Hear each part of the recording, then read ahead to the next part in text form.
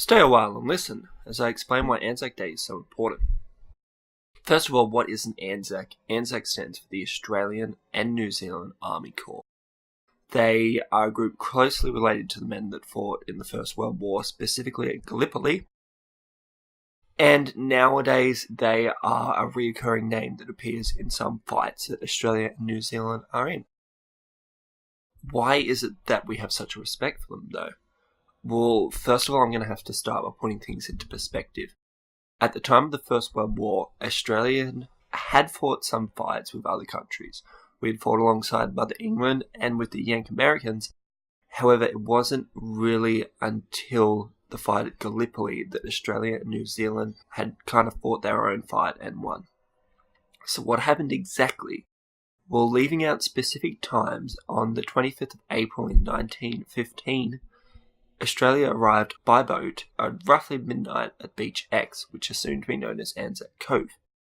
Positioned on the hills were men with their weaponry, and before the boats could even hit the sand, ships were being sunk by artillery.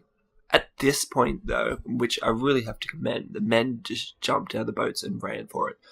They swam through the water with their packs and made it to the beach and eventually up the hills. By mid-morning, they had found it safe enough to actually start moving items from the ship and up the hills. However, what I didn't mention, though, was the amount of mistakes that they made. First of all, they went to the wrong beach. Secondly, their towboats crossed lines. And thirdly, one of the towboats gave off a spark of fire, which just led away their position. All of this may not sound huge, but for two countries that have never been on the world scene, news was floating around the world of the success of the Anzacs. For the first time in history, Australia was considered a nation. Though we had federated as our own country and we broke apart from motherland, Australia was being considered as a country for the first time. And this was phenomenal. People at home were hearing news of the success almost immediately, which nowadays doesn't sound like much of an accomplishment, but back in those days, where telephones weren't that common, letters could take anywhere from 3 to 6 weeks to travel to destinations. Now, for people to be hearing news almost instantaneously, the news has to be pretty big.